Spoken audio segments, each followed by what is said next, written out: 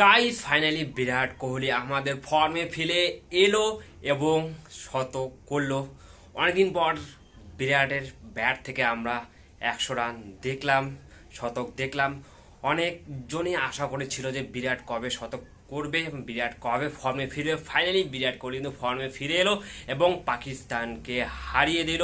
India এই ম্যাচে কিন্তু পাকিস্তানকে হারালো 6 উইকেটে। গাইস অনেক অনেক সবাই হেল্প করেছিল বিরাট কোহলিকে এই শতকটা করার জন্য, কারণ অন্যদিকে ছিল অক্ষর প্যাটেল, একদিকে ছিল শ্রেয়স আয়ার। হ্যাঁ, যদিও পান্ডিয়া মাঝখানে এসে একটু ভয় ধরে দিয়েছিল আমাদের মনে যে বিরাট কোহলি হয়তো আজকে শতকটা করতে পারবে না, বাট ফাইনালি কিন্তু বিরাট কোহলি লাস্ট বলে শতক করে দিয়েছে।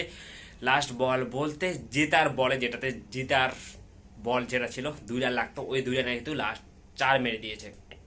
সো ইন্ডিয়া জিতে গেল এবং পাকিস্তান হেরে গেল। এই পাকিস্তান হেরে যাওয়ার ফলে পাকিস্তানের কিন্তু এই সেমিফাইনালে ওঠার স্বপ্নটা কিন্তু নষ্ট হয়ে যাওয়ার দিকে প্রায় নষ্ট হয়ে গেছেই বলতে পারো।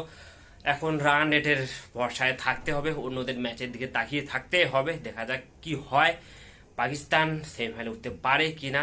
যেটা ভয় করছিলাম আমরা যে পাকিস্তান হয়তো নিজের দেশে খেলা হওয়া সত্ত্বেও, মানে নিজের দেশে টুর্নামেন্টটা হওয়া সত্ত্বেও হয়তো সেমিফাইনাল বা ফাইনালে উঠতে নাও পারে। এবার দেখা যাক কি হয়।